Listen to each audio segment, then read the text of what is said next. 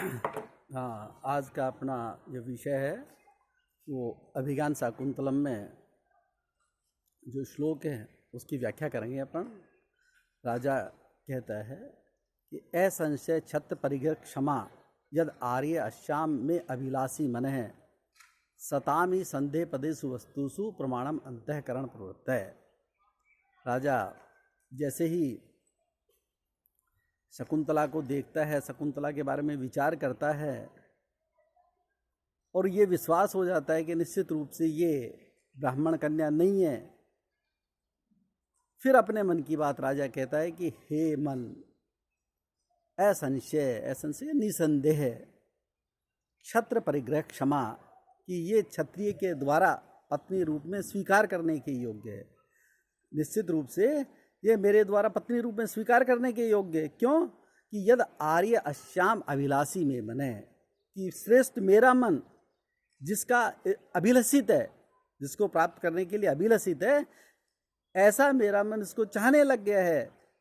जैसे सतामी संदेह पदेषु वस्तुषु, कि संदेहास्पद वस्तुओं में जैसे प्रमाणम अंतःकरण प्रवृत्त है, जैसे अंतःकरण की प्रवृत्तियां, सज्जन पुरुष का मन जिस विषय को कहता है वो चीज़ें सही होती है। इसलिए कह रहा है कि मेरे अंतःकरण की प्रवृत्तियां अगर इसे प्राप्त करना चाहती है तो निश्चय ही ये मेरे द्वारा स्वीकार करने के योग्य है, इसलिए मैं इसे स्वीकार कर सकता हूँ।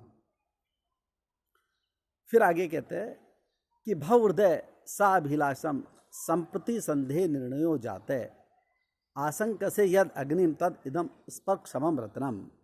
जैसे ही सहेलियों के द्वारा ये बता दिया जाता है कि हाँ महाराज, ये ऋषि की पाल पोष कर बड़ी की हुई कन्या है, ब्राह्मण कन्या न होके एक क्षत्रिय कन्या है, तो राजा बहुत प्रसन्न होता है और कहता है भवहृदय सा अभिलाषम, कि हे मन, अब तुम इसकी अभिलाषा कर सकते हो, इसे प्राप्त करने की चेष्टा कर सकते हो।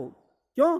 संप्रति संदेह निर्णयो जाते हैं, कि संदेह का निर्णय हो गया है, कि जो तुम्हारे मन में शंका थी वो शंका दूर हो गई है।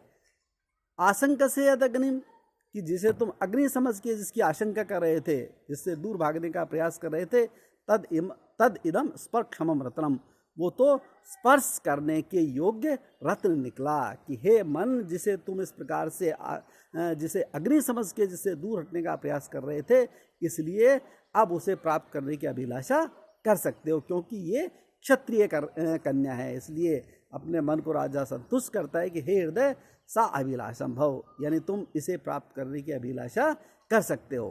मन में जो संदेह था वो संदेह दूर हो गया है, संदेह का निराकरण हो गया है। क्यों? क्योंकि जब ये पता लग गया है कि ये ब्राह्मण कन्या न हो कि क्षत्रिय कन्या है, तो निश्चित रूप से संदेह दूर हो गया है। और जिसे तुम अग्नि समझ रहे थे, ये तो एक तरह से स्पर्श करने वाला रत्न निकला, इसलिए ये तुम्हारे योग्य है। क्योंकि जो मन जिस विषय को कहता है वो विषय स्वीकार करने के योग्य होता है। आज इतना ही, धन्यवाद।